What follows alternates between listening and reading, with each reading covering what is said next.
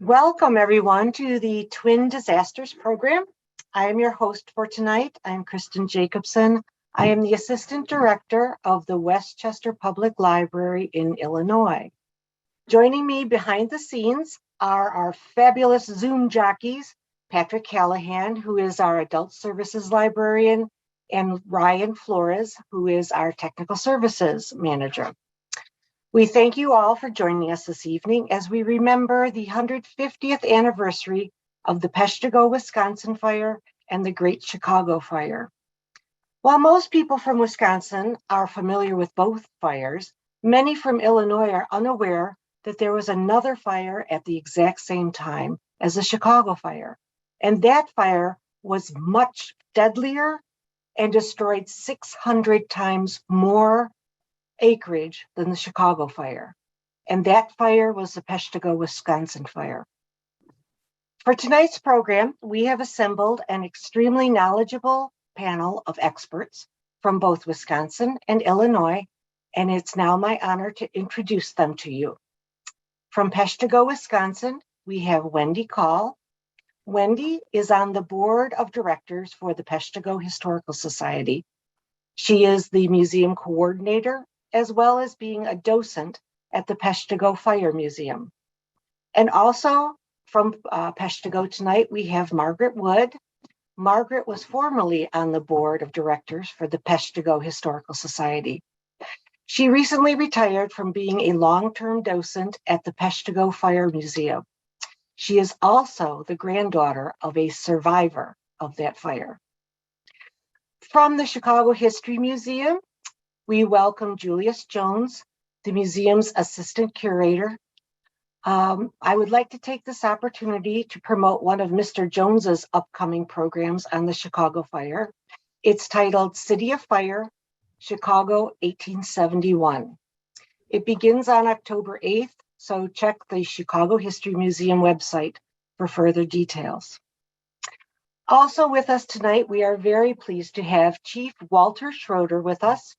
He is the district chief of the Chicago Fire Department's Safety Division. In 2020, the Office of the Illinois State Fire Marshal awarded Chief Schroeder the Fire Prevention and Life Safety Award. This award is in recognition of the extraordinary efforts performed by individuals in furthering the furtherance of fire prevention and life safety. Thank you for all you do, Chief. And finally, our moderator, Tom Dillon. Tom is the Assistant Chief of the Western Springs, Illinois Fire Department. Tom has been associated with the Western Springs Fire Department for 34 years, and he comes to us tonight with not only firefighting expertise, but considerable knowledge of both the Chicago and Peshtigo fires. Thank you all panelists and moderator for sharing your knowledge and time with us this evening. We welcome all of you in the audience tonight, especially those of you in Wisconsin's Marinette County, as well as the numerous other libraries and individuals from across Wisconsin and Illinois. I know we are in for a very engaging, informative discussion tonight. And now it is my great pleasure to turn the program over to our moderator, Tom Dillon.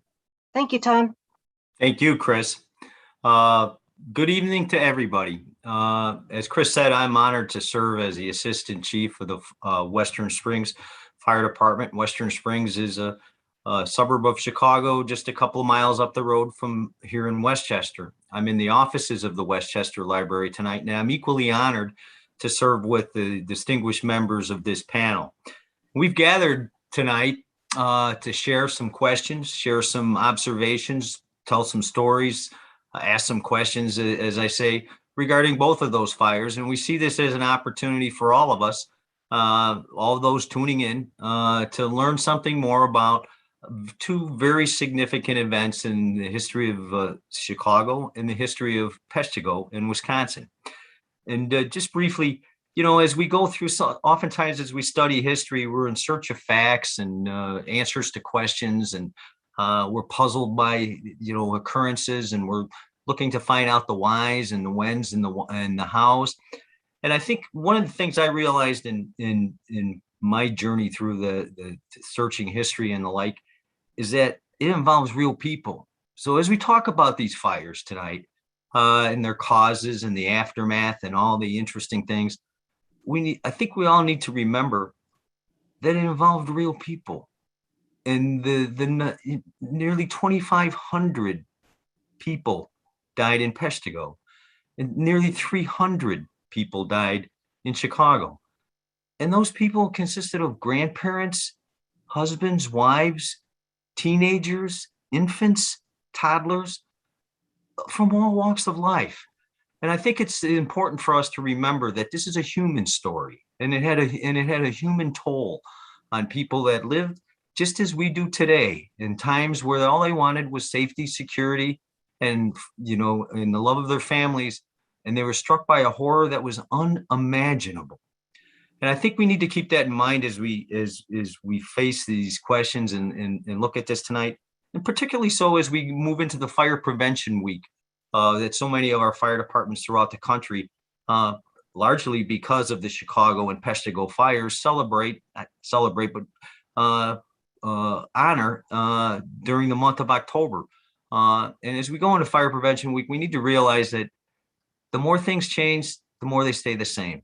And, firefighters are getting the crap beat out of them in California today with wildfires and fighting, and people are losing their homes and losing their lives, much the same as the people did 150 years ago. Some things change, some things don't. And as we're going through the Fire Prevention Week, let's all make a commitment to be safe, be aware, pay attention to our smoke detectors, fire safety. It's out there. And it's all bottomed on common sense and care for each other and ourselves. So let's remember that going forward. So with that, I think we should get started. We're going to go for about an hour or maybe 3 tonight, depending on, the discussion and the questions that might arise or whatever. But rather than start with Chicago, which started this whole thing 150 years ago, we're going to start with Peshtigo tonight. And so Wendy and Margaret, why don't you set the stage of what Peshtigo was like, who lived there, what kind of town was it, what was the surrounding areas in October of 1871? Well, Peshtigo, it was a booming lumbering community. It was in the middle of dense forests. It's said that a squirrel could go from one side of the state to the other without touching the ground. At the time, we had the world's largest woodenware factory, which was coincidentally owned by William Ogden, who was the first mayor of Chicago. There were several other businesses in town, and I read somewhere that we had just gotten our very own lawyer in town. There were approximately 1,200 people who lived in the city itself, and more in the surrounding communities, the farm area. The exact amount is not known because birth records were burned. People lived out on the farms. They didn't keep track that well. And another thing is there were men always coming into town to work. In fact, on October 7th, 200 men had come into town to work on the railroads. In 1871, it was a very dry year. That summer, it was one of the driest on records.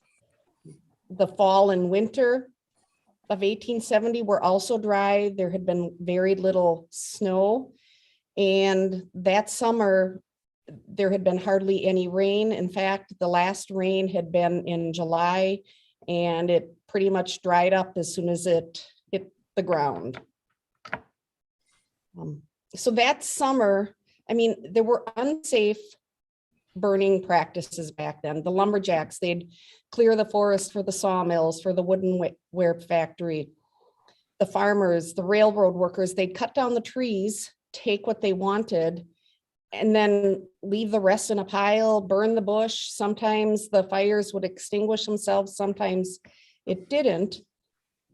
And then there were also men in the fall who'd go upstream to hunt and fish. They'd start a fire wherever they stopped at night and leave the next morning with the smoldering fire. So that summer, the people of Peshtigo were used to smoky conditions.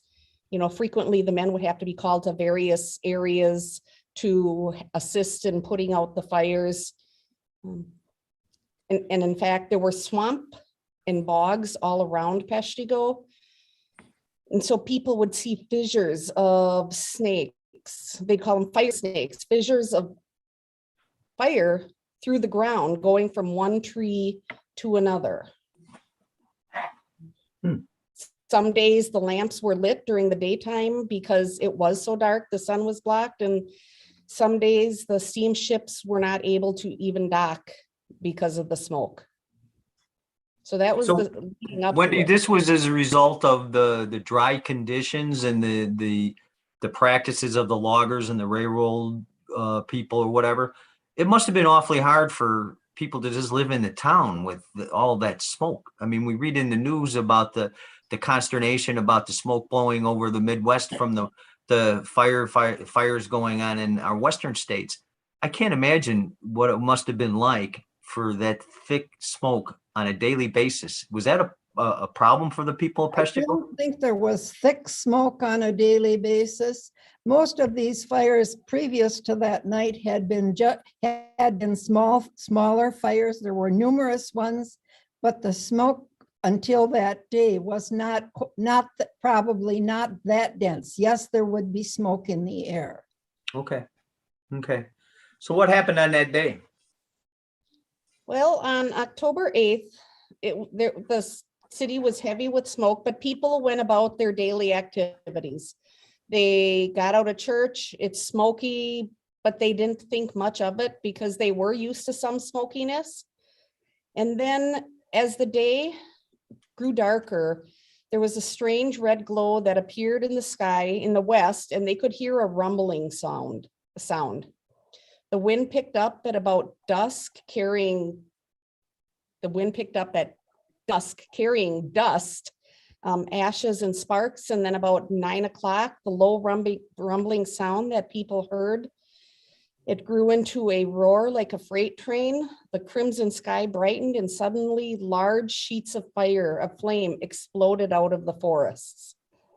There were high winds that blew some people to the ground, and hot air burned their lungs. Some people would die without any visible marks on them, no burn marks.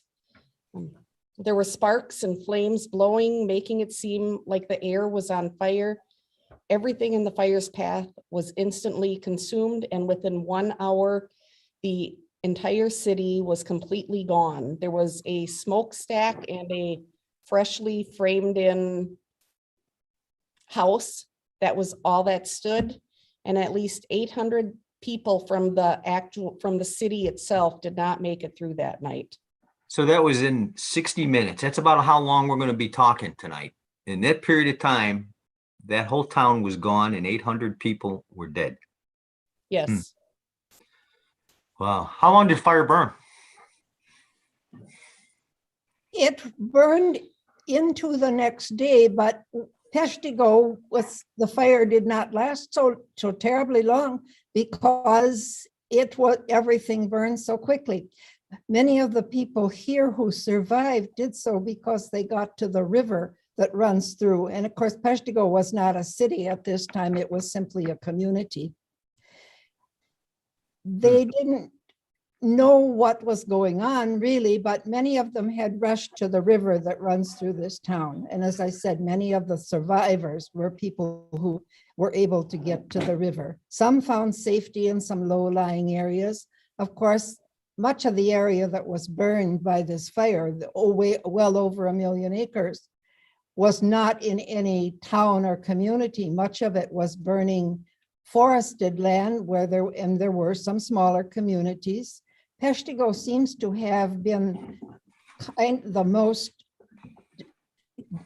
destructive there. They believe that over Peshtigo, this fire formed what would be called a firestorm, which I'm sure you know what is. It's a fire with circling winds, but these circling winds do not cover a large area. But they believe that that's why Peshtigo was so completely destroyed.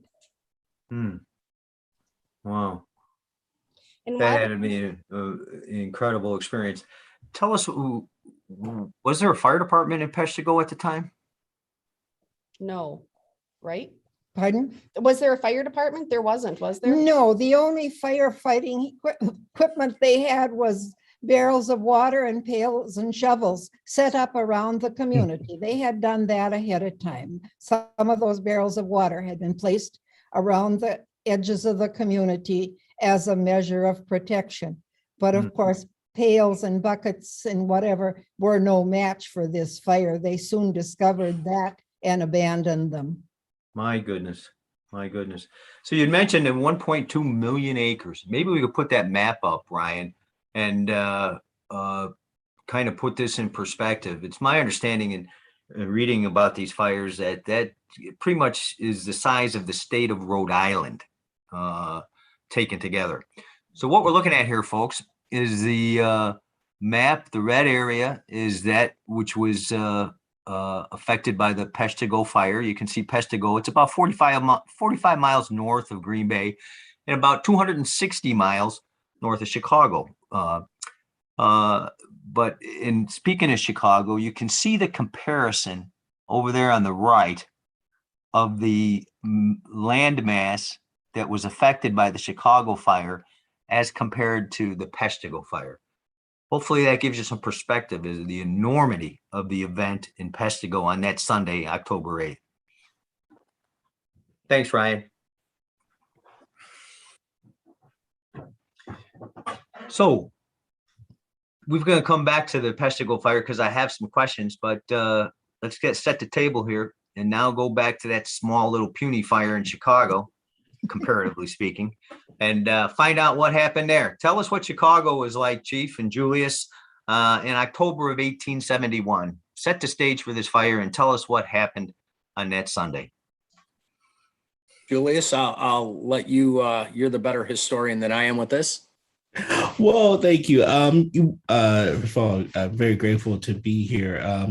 Chicago was a big growing, the fastest growing city in the world in 1871. Its population had more than tripled from 100,000 and at the end of the Civil War to over 300,000 by 1871. So we're talking about a real boom town.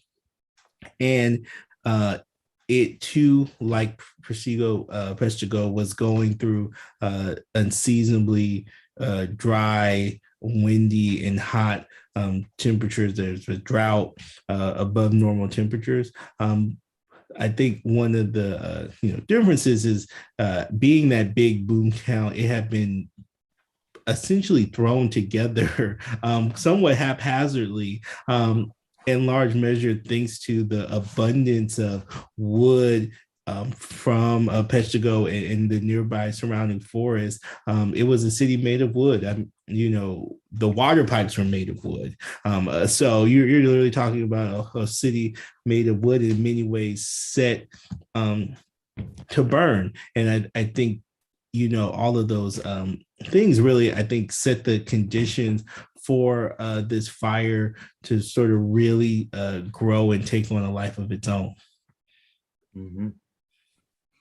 So it's an interesting point you made, Julius, and Wendy had mentioned it before too, that Peshtigo was largely based upon, its economy was based upon timber. And one of the proponents and one of the magnates in town was that fellow William Ogden, who's named our Ogden Avenue, our Ogden Slip, first mayor of Chicago. He showed up in Chicago about 1837, I think. So it's kind of ironic that the wood that was, you mentioned, Julius, which was a hugely contributing cause to the fire, came from Peshtigo, among other places. Absolutely. And it was brought there by the former mayor of Chicago. Right, absolutely right. And so, in many ways, these fires are fueled by the same thing. It's the trees in places like Chicago that are the homes and the buildings that burn down in Chicago. So there's a clear connection there. And obviously with Ogden as well, that's one of the reasons why they invested in the forest in the first place, was to make a fortune supplying the lumber that would be used to build cities like Chicago. Mm-hmm. Mm-hmm. So we had a city made of wood. We had hot, dry conditions that had persisted all summer long. Sounds like it was the same thing was going on in Peshtigo. And then I understand there was some weather conditions, cold front. Margaret had mentioned the winds were coming out of the southwest, I believe. And from what I understand, there was a cold front that over the Great Plains that had come down from Canada, and a warm front that had come up from the Gulf, much the same as, we hear on WGN News, on a regular basis. But it created a cyclone, and that's those winds were coming out of the southwest. And those southwesterly winds, I understand, Chief, hit Chicago too, the same way that it hit Peshtigo that night. So now here we're coming in 8:30 in an old Irish neighborhood on the near south side of Chicago on a Sunday night. What was going on? Yeah, absolutely. As Julius alluded to, we were industrializing at that time. A lot of immigrants coming into Chicago. Tradesmen building homes. They couldn't get the homes up fast enough. As we have today, we have fire codes. Fire codes back then were non-existent. These were all stick construction that they were building. A lot of farmers. We still had all of that industrialization happening here in Chicago, which really was the perfect storm. You had weather conditions. You had buildings that were so close together to communicate. The building construction, the drought that we experienced the same as they did, as our neighbors to the north in Wisconsin did. We had drought conditions. The positive thing is we got a little pond we call Lake Michigan. So we had a good water source for us. But we still, as you know, in the fire service, we have to get the wet stuff on the red stuff. And we can't do that, then that's where it becomes problematic.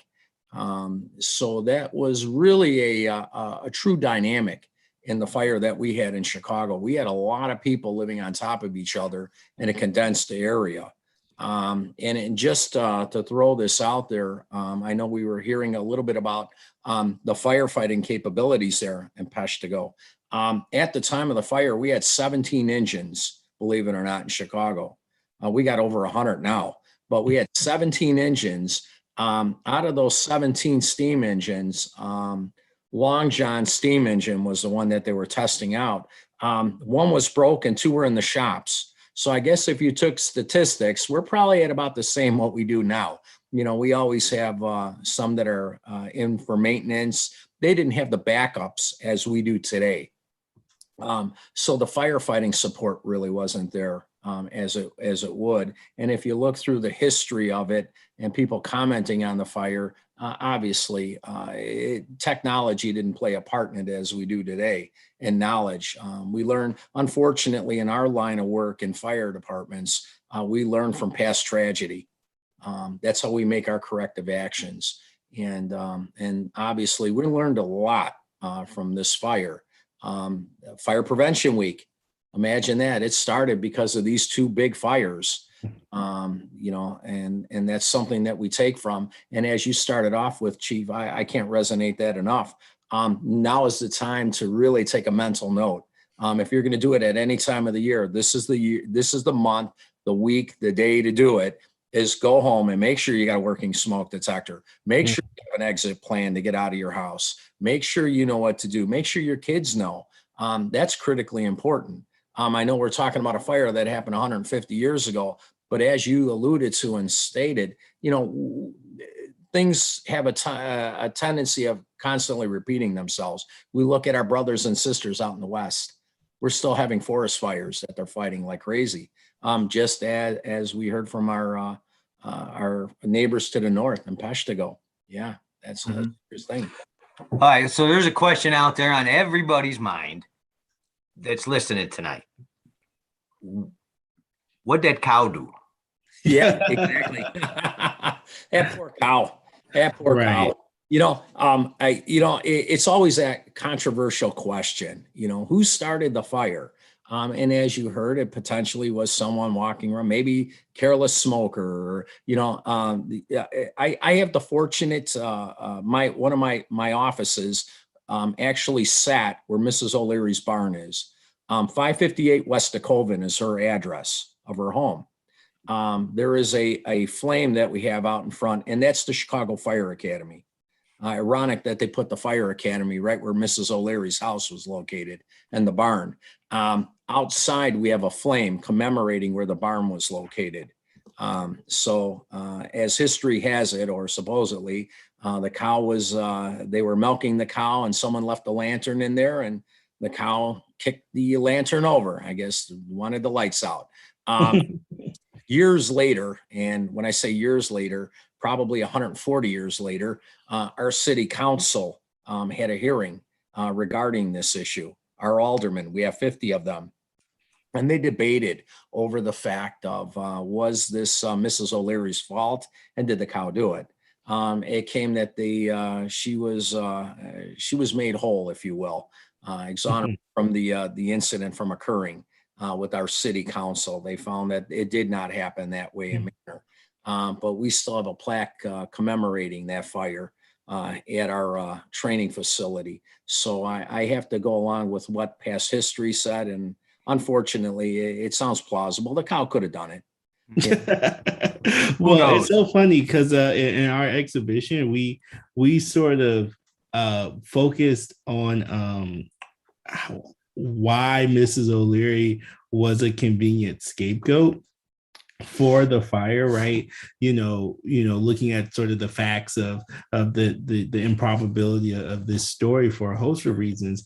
But beyond on that, she sort of is a stand-in for a group of people who are blamed for all of Chicago's problems by people like with last names like Ogden and Medill and Pullman and Fields, right? They sort of are part of an elite, and they blame so much of the Chicago's social ills on things, on immigrants like Mrs. O'Leary, who are Catholic and who are from other countries, and English isn't their first language, and so in that context, she sort of becomes a convenient person to blame. I always when I ever talk about the O'Learys, I always mention to people that Mrs. O'Leary was a small business owner, right? To use a contemporary term, she had 5 cows, and she milked them, and she ran a dairy business, and she had a horse who drew a wagon, and that she would sell milk to her neighbors early in the morning. And so one of the reasons why the sort of evidence was ultimately determined to exonerate her is because she didn't milk her cows at night. She milked them early in the morning, so the milk would be fresh for her deliveries. And so it really is sort of a fascinating backstory about sort of how this story sort of takes on a life of its own, and becomes, probably, I think the chief will agree, the number one question we get asked when we talk about the fire is about Mrs. O'Leary and the legend of her cow. Absolutely. Started our fire also at times. Yes. There are 2 other theories, obviously. They're plausible would be the fire that happened in Peshtigo. I mean, with those winds, the high heat, an ember fly that far, it was a major fire. You're talking a very significant fire and dry conditions, extremely dry, daylight conditions, if you will. The other one that I've seen and heard was they were seeing a meteor shower was occurring, and the thought process was maybe one landed. It's again, dry conditions could certainly have caused that. But you're absolutely right, Julius. You're right on point. I could follow up with yes, a couple of points on that. The weather, whether it was embers from the Peshtigo fire, plausible. All things are possible, but the people that have studied it from a weather standpoint said that the prevailing winds were from the southwest. So that would probably have mitigated against that possibility of an ember. And the comet you speak of, Chief, was I've learned was it was called Biela's comet. It had been discovered a couple hundred years prior to that, had broken up, and this story has resurfaced.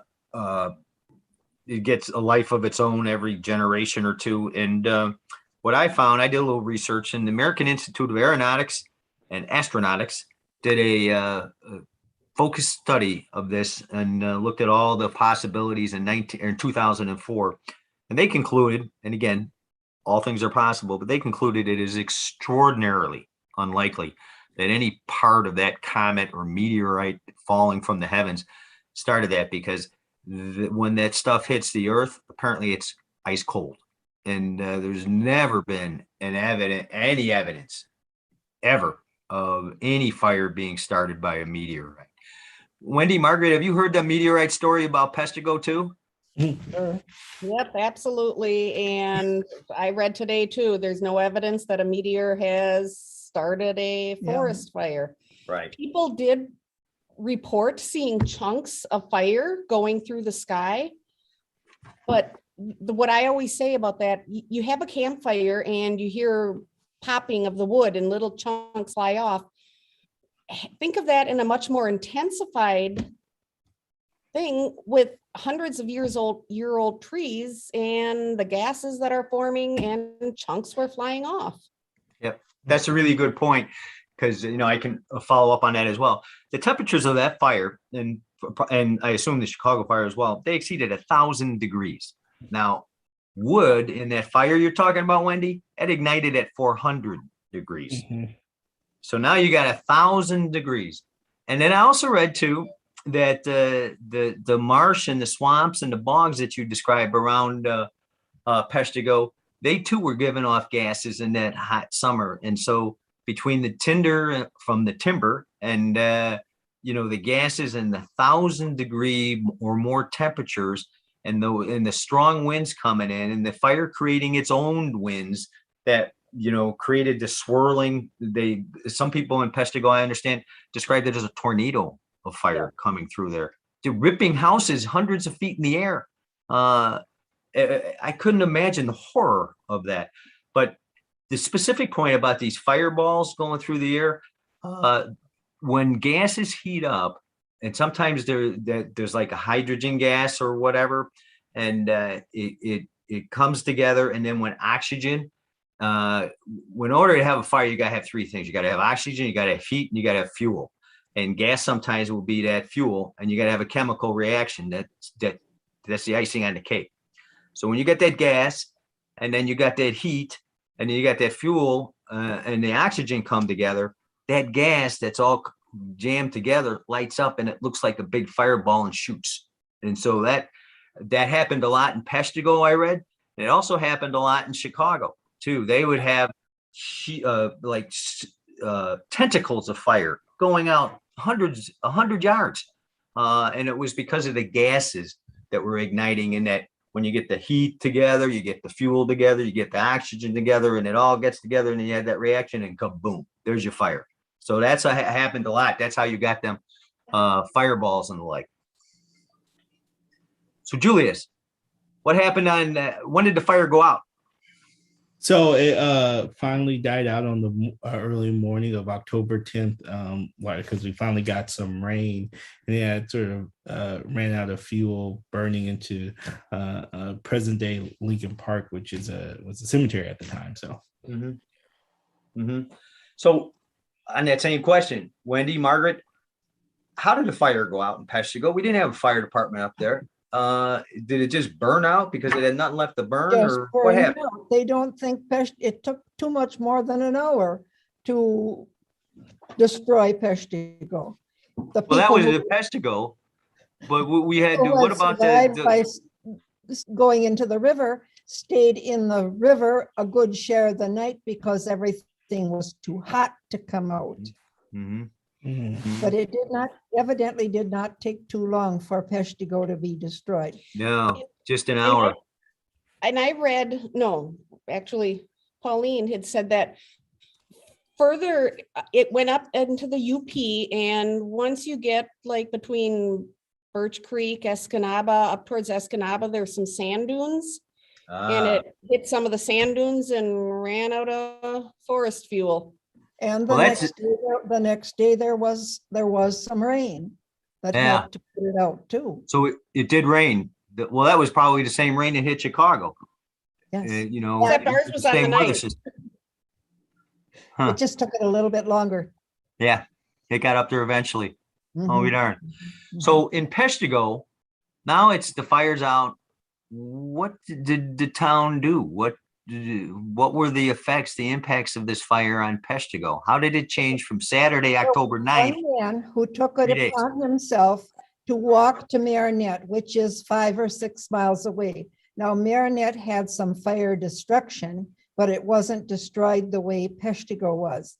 And when they heard about this, they immediately sent some help to Peshtigo. Some of those survivors who needed medical attention were taken to Marinette because some of their buildings were not destroyed.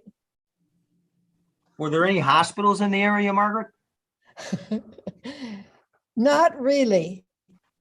It was just people, whatever they did, whatever doctors had found that they could, people who could take care of somebody.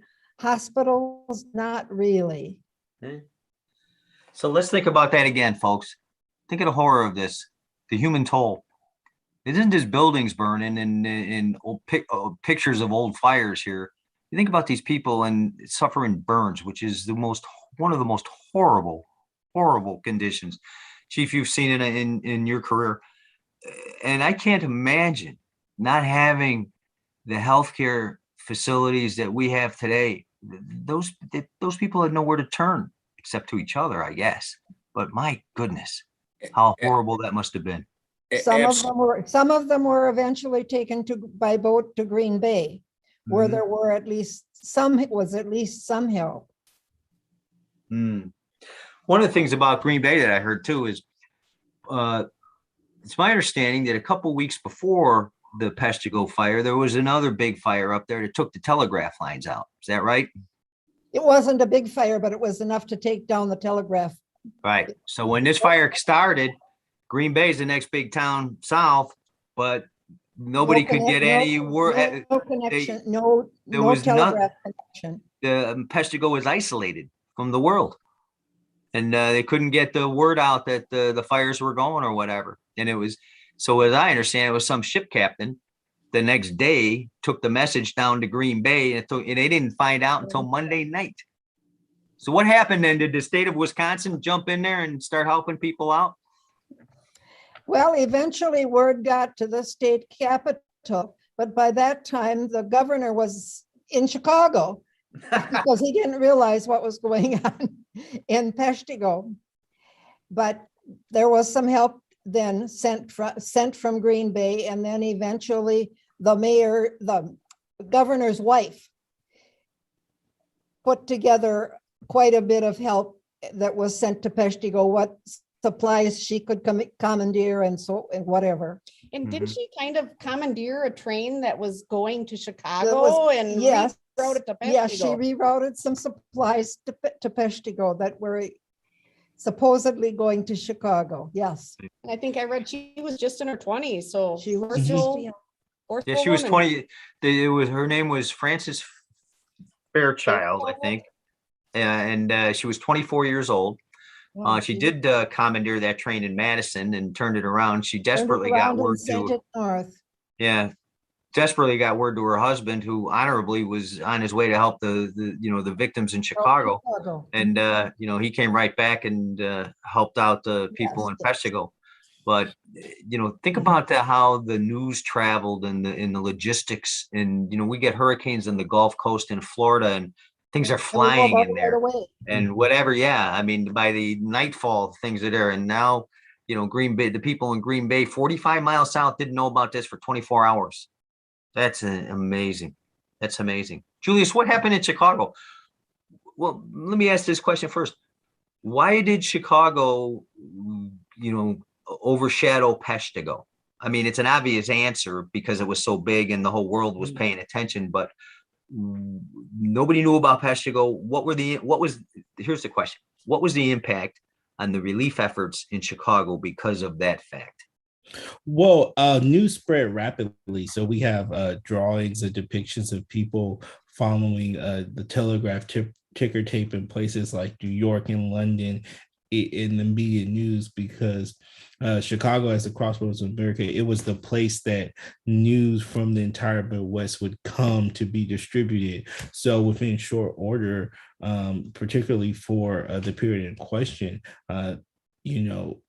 news had spread across the country and the globe that Chicago was on fire and that it had befell, and that led to enormous relief efforts, bringing in supplies from all over the world.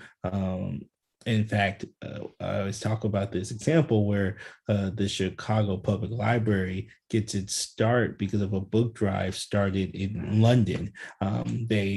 They just sort of send a bunch of books as a mark of English sympathy, as they say, and that becomes the basis of the public library, because before that time there was no public libraries in Chicago. They were member or fee-based libraries, and so the whole world really came to Chicago's aid to help it recover. And I think it was because of Chicago's sort of role as a center and nexus of commerce, and people sort of having not only a sort of sympathetic interest, but a commercial and economic interest in the ability to sort of very quickly see Chicago recover so it can resume its role as the fastest growing city in the world, which it did, and also as a major economic and commercial hub, which it did as well. Mm-hmm. Yeah, I understand. You could characterize it as kind of a rebirth. The things were gone, so you had to build something new, and what was new were the elevated trains, the skyscrapers, new methods of construction. There was a whole lot of attention paid to Chicago, and ironically, that fire probably helped its future in some crazy respects to become what the city is today. Yeah, the idea of the Phoenix City. That's Chicago at the time was known as the Phoenix City because, like, the myth of the word had sort of burned and resurrected itself from its own ashes better than it was before in many ways. So it was a very triumphant narrative about the city. So I imagine in Peshtigo, it was a booming economy largely because of the timber. That had to have a negative effect, this fire, on the economy. Peshtigo must have changed considerably as a result of the fire. Chicago, Pardon? Mr. Ogden, when he heard about this fire, he said Peshtigo will be rebuilt. And he provided many of the resources that helped Peshtigo rebuild. He was a major player in Peshtigo's rebuilding. Of course, he had this interest in it. He was interested in the lumber because Chicago needed the lumber. Yeah. So what's Peshtigo like today? Well, how do they commemorate? What's that, Margaret? We have to give Ogden credit for helping Peshtigo. Once he found out, it took a little time, of course, but he did a lot to help Peshtigo rebuild. Well, that's good. That's good. I understand he was in New York at his home on the Hudson River or something on the night of the Chicago fire. He had a home in Chicago and a home in New York as well. His brother lost his house, I believe, or his brother's house was saved. It was a rather large mansion in the what is referred to as the Gold Coast area of Chicago now, and his mansion was saved. Ironically, there was a lot of stories like that. One house stood and one house didn't. And speaking of that, ironically, we use that word a lot. I use that word a lot tonight. But Mrs. O'Leary's house survived. Her barn and everything east and north of that burned, but her house was still standing. Kate O'Leary at least had that going for her when the fire was over. She still had her house. Didn't have her barn or her cows, but the house was still there. But any event. So what is Peshtigo like today in terms of commemorating the fire? Tell us about the museum and how people could go visit it. Well, the Peshtigo Fire Museum, we have been in existence for 58 years. This is our 58th year. And we are actually in the oldest building in the city, probably the oldest. It was a church that was built right after the fire, the year after the fire. But the original Catholic church burnt down again. And so there was a church vacant on the other side of the river, and they brought that over, and it was the Catholic church for a while, and now it's the museum. I see. We are open every day from Memorial Weekend to October 8th. And this past weekend, we had our Peshtigo Historical Days commemorating the fire. And on October 8th, we are planning on having something. We will start at the river. We'll kind of be going backwards. We're going to start at the river, telling some stories leading up to the fire. And then there'll be a candlelight walk to the museum and a couple more stories about after the fire. And then at 8 o'clock, we will be ringing the bells. And we're trying to get all the churches in town to ring their bells, because one of the priests had rung the bells to warn people to get to the river. I see. And so the river actually saved people. They got into the water. Yep, Yes. they got into the water, but as they were in there, since the air was burning all around them, they had to keep getting their heads wet all night long, or their hair would catch on fire. They splat the water. And it's October in Wisconsin, like Chicago, and it's cold. So a lot of people did die of hypothermia or drowning because they're in there with farm animals, cows, horses, wild animals, and burning logs that are headed to the sawmill. Chief, were a lot of people jumping in the lake? Yeah, that's where it appeared most migrated towards. Absolutely. And you know what? You brought up a good point. When you think about the conflagration that occurred with that size fire, it wiped out everybody's homes. So when you have people that are injured, hurt, where do they go? We're saying we're relying on each other. Just like this pandemic, we're relying on each other. Think about the inundation of people that were injured, burned. I know someone asked, it doesn't go to your question, but someone asked how many buildings were destroyed, the Chicago fire. Statistically, I think what they have was 17,450 buildings were destroyed. And there were only 6 standing or left. Those 6 buildings are still there. The water tower, if you come down on Michigan Avenue, is still there. I think Julius can, he's more of a historical artifactor with that than I am. But we have 6 buildings still standing from the Great Chicago Fire. Wow. Do you guys have that in the exhibit, Julius, which ones they are? Yeah, so you can come see. It was a lot of obviously not a lot of buildings were within the fire path remain. I often talk about people when I talk about the fire. This was not an event that people necessarily wanted to commemorate. I think the water tower is the best known example, but it really was sort of a back to business mindset, pushing the rubble into Lake Michigan to extend the shoreline and literally create more land to build for the future, especially as it relates to skyscrapers. Which Chief Dillon mentioned, this idea of you eventually will run out of space to grow out. So then you start growing up in a way that allows even more commercial real estate to make a great deal of wealth for a lot of people. Absolutely. Streeterville was manufactured through that because we were built on boardwalks. So yeah, absolutely. But unbelievable. Margaret, I'm going to ask you the question I've been thinking about all night here. What was it like growing up for you with a grandfather that survived the fire? Tell us your story personally. I never really knew my grandfather. He passed away when I was too young to remember. Hmm. What I have is stories that my father told me about the fire. One was that he was very reluctant to talk about it. Of Mhm. course, he was 7 years old at the time of the fire, Your grandfather. lost his father that night Oh, and a younger sister.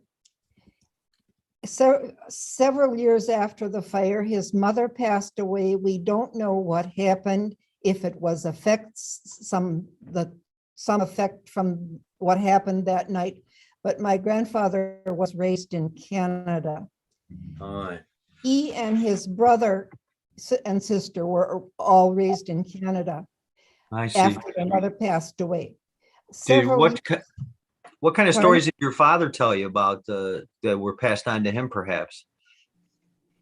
He said his father never really wanted to talk I about see. it. He said it was just like that was something he was burying. He just simply didn't want to talk about it. Oh, I can imagine. I can imagine. So when you were growing up, did you hear stories, or was the fire a big part of I the wouldn't storytelling in Peshtigo? I wouldn't say at that time it was a big part of it. People were still talking about it on occasion, like the anniversaries of the fire and so on. There would be remembrances and things. But I think by that time, people had just kind of put it to rest. It's part of our history. Mm-hmm. Yeah, it's much a shame in Chicago. They don't much talk about the Chicago fire until it's October. And as the years go by, it fades into the mists of time, and we read about it in history, and then we forget about the human toll it took. There are people who come into the museum who have heard about it, and because they're somewhere in the area, are interested in coming to visit and see what they can find out about what happened at Peshtigo. But of Mhm. course, there are a lot of people that have little knowledge of what happened at Peshtigo or in Chicago. Yeah. You know, you Is there still mentioned evidence? Go ahead, Wendy. I was going to say, you mentioned the human element of it. We have some photos in the museum that were taken about a week after the fire. And the first time I looked at them, I thought, well, there's nothing there. You know, there's a dead deer, you know, just kind of flat land. And it was later on, I realized that's the point. There's nothing there. It was a thriving community, little kids running around, looking at the fire snakes, having fun, women pushing kids in the strollers, and there's nothing. My goodness. Yeah, that's something we Okay. just simply can't forget. Yeah, it brought those pictures into perspective for me. I bet it did. I bet it did. Is there still evidence of the fire in Peshtigo today? Anywhere? The cemetery Yeah. is full of it. We have very few artifacts from the fire because the city was destroyed. Mhm. You know, probably one of our most prized possessions is a tabernacle that the priest of the Catholic Church had put on a cart, pushed and pulled it to the river. And when he got to the river and saw what was happening, he put it into the river as far as he could, I think about 10 to 15 feet, he said in his book, and then he went about saving himself and others. Wow. The next day, that tabernacle was gone, and they think it burned up just like everything else in town.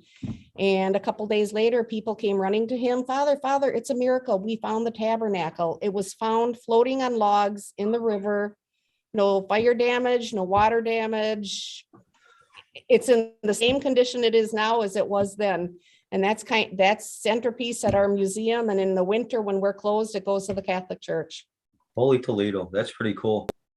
Wow. Well, it actually belongs to the Catholic. Yes. It belongs to the Catholic Church. Yeah. But they let us have it in the summertime to display. Wow.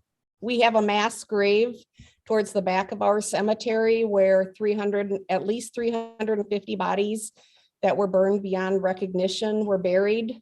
They talked about some people, all you could do is scoop up a handful of ash, and that's all that remained of the people. And so that's what we have.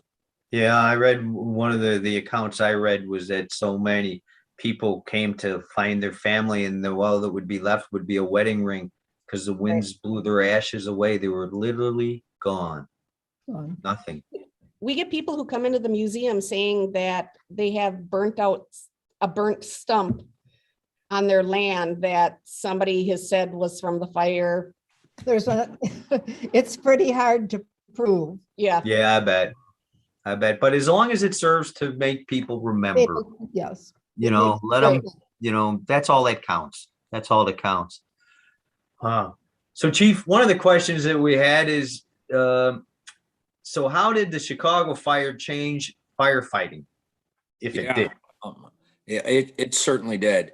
One of the, I think the main things, and it's overlooked, and I think sometimes in the fire service, code changes, a very big thing. I know they really dedicated a display at the Chicago Historical Museum.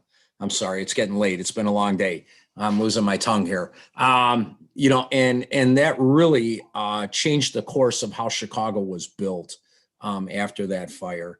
We knew that our tactics had to change, but we really knew that our codes had to change as far as construction. And if you look around the older areas, just last week, I was at a good size fire, a 211 that we had, and it was in a part of Chicago that just started, you can tell was the rebuild after the Chicago fire. And you can see the masonry construction. Everything started turning to brick. They were shunning away from wood construction, and they were concerned about it. We're starting to rejuvenate that. You see a lot of the neighborhoods throughout Chicago are in that position where they were built in that manner and fashion. They shut the lights. Yeah, thanks, guys. I guess it's on a motion sensor. I'm at the library myself. I thought maybe they wanted me to shut up and go home. That's it. That's the lights out. You got to leave. But yes, code dynamically changed. And unfortunately, as I was saying in our line of work, Chief, as you know, we learn unfortunately from past tragedy. The code has always been the forefront of what happens in Chicago. Iroquois Theater fire. Yeah. Everything changes. Our Lady of Angels, sprinklers went in schools. It always seems that we're unfortunately at the front of that. And that's what dynamically changes what happens with us. So code really played a part in it. Mm-hmm. And then the dynamics of our firefighting. Historically, then we started utilizing, as Julius alluded to, our fire, some of our water system, believe it or not, still works off that system that was built back when the Chicago fire originated. We still have water mains that are still wooden in some areas, believe it or not, as crazy as it sounds. And the fire plug, used to not have the cap off. Well, now they're fire hydrants, but there's still a fire plug. Right. So the dynamics of things have changed with us. Yes. Mm-hmm. Yeah, that fire plug is for folks out there. That's where they would auger a hole into the main, and then they'd cap it off. If there was a fire, they'd auger a hole into the main, get a water source there, and then when they were done, they'd put a plug in it, and then they kept track of where all the fire plugs were, and that's why that one fire plug came. Yeah, we have one that's going to be on display in the exhibition. Oh, really? We have a wood pipe with a fire plug in it that was, dug to get a wire source for fighting the fire. So, Julius, in your work, you study the history of Chicago.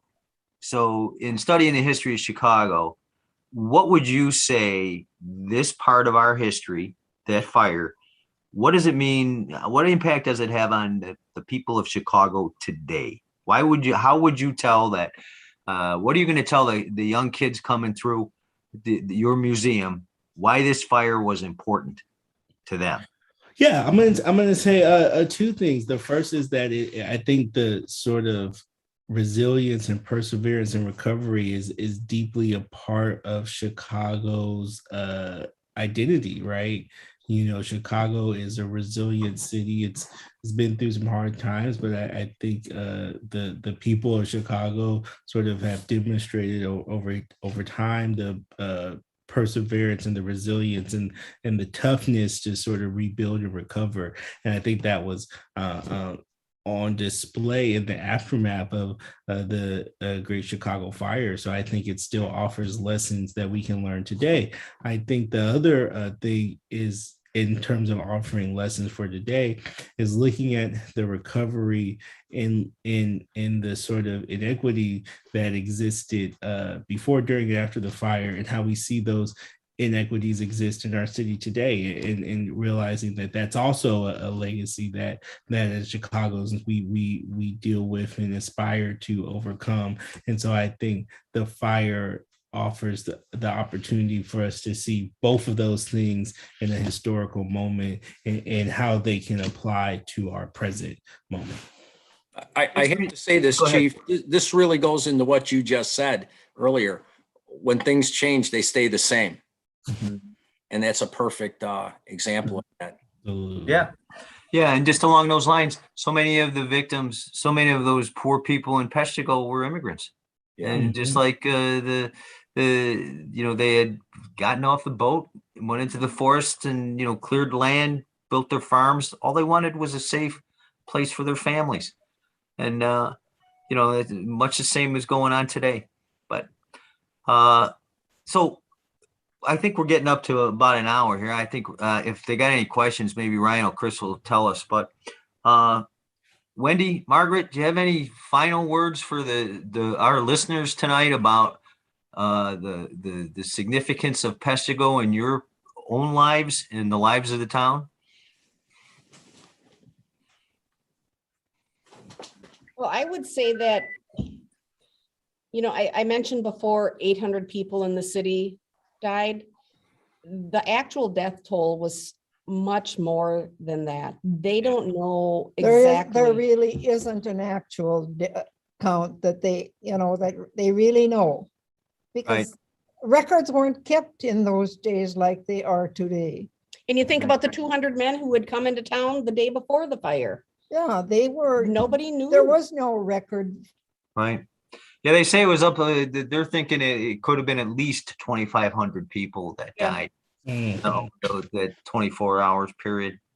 And of course, the Peshtigo Fire covered such a large area. Those people were not all people at Peshtigo. Right.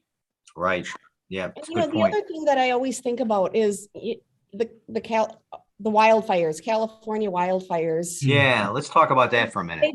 They burn for months, and they're still, or weeks, 100,000 acres, 150,000 acres after burning for weeks or months. And this was 1.2 million acres in a 24-hour period. Yeah.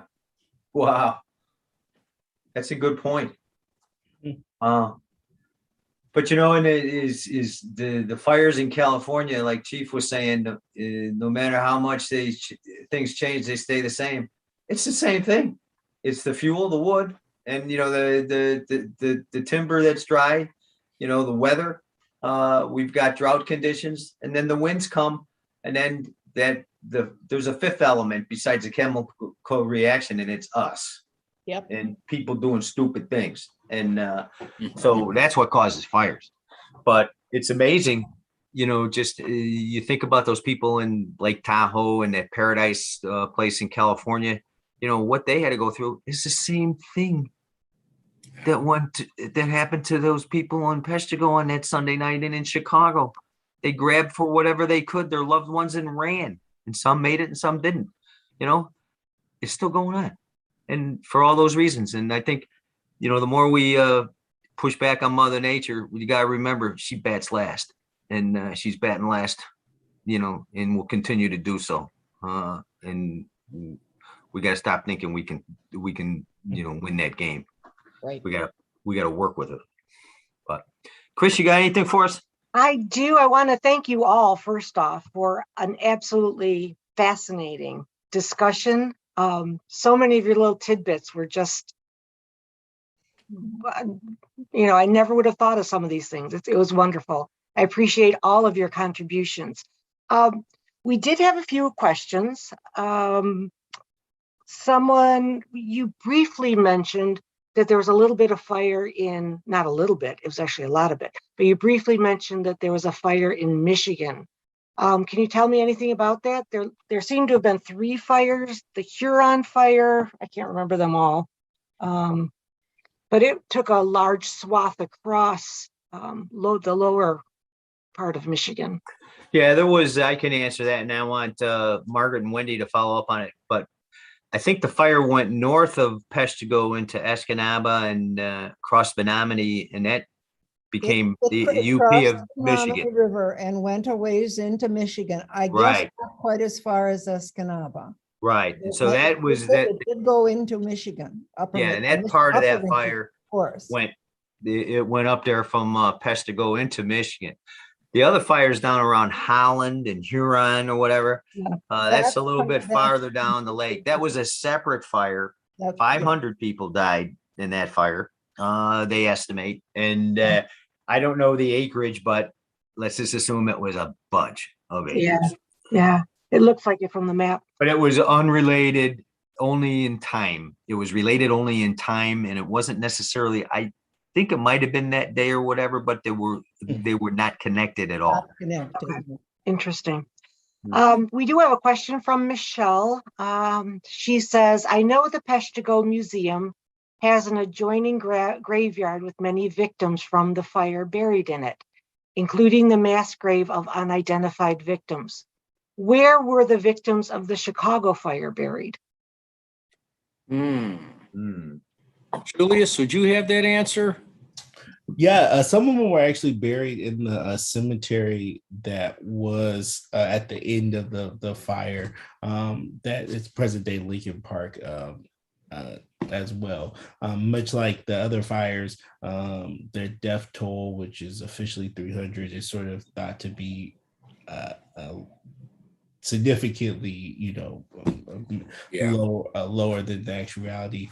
And unfortunately, many people believe that many people were sort of burned alive, and thus there were no remains to be buried.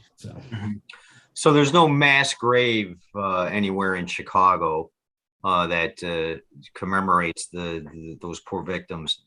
And the city still survived, unlike Peshtigo, and there was still an infrastructure and in places for people to get buried and stuff. So they probably got buried by their loved ones in their parishes and synagogues and in their graveyards. So yeah. Another question was brought to us by Paula. She too is she's the great granddaughter of a survivor from the Peshtigo fire.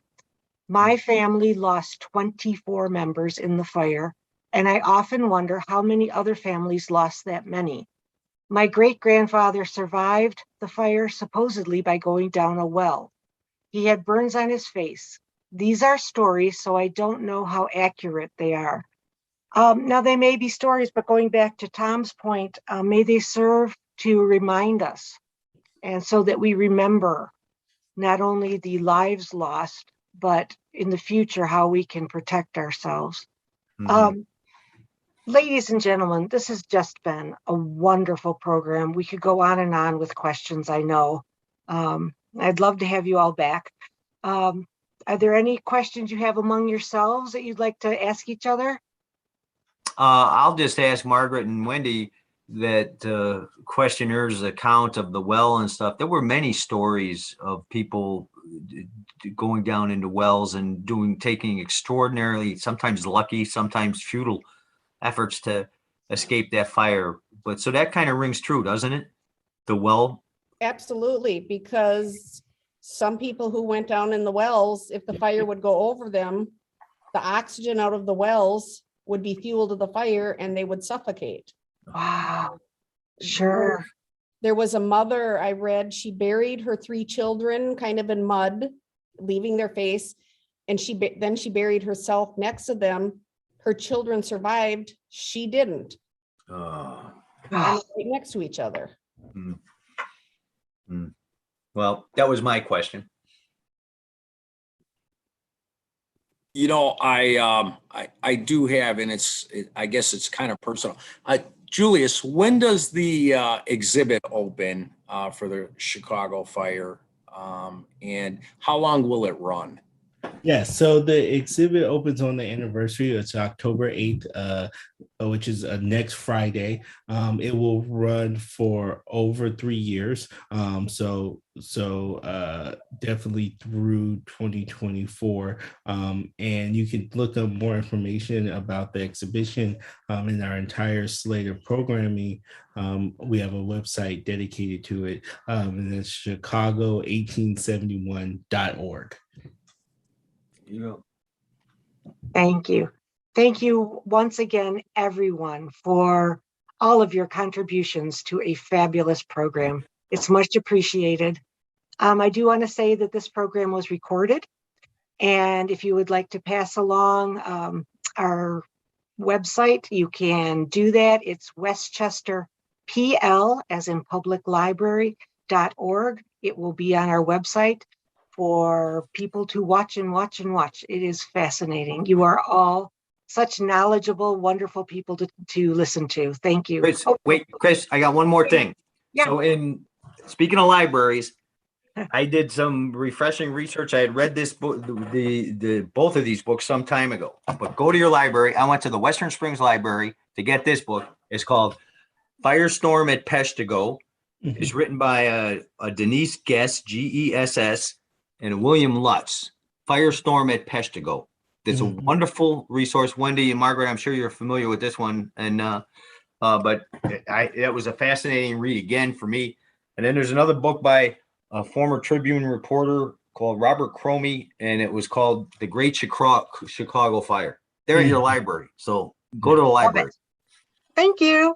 Thank you all. And on that, I'm going to wish everyone a good evening. Thank you so much. Thank you.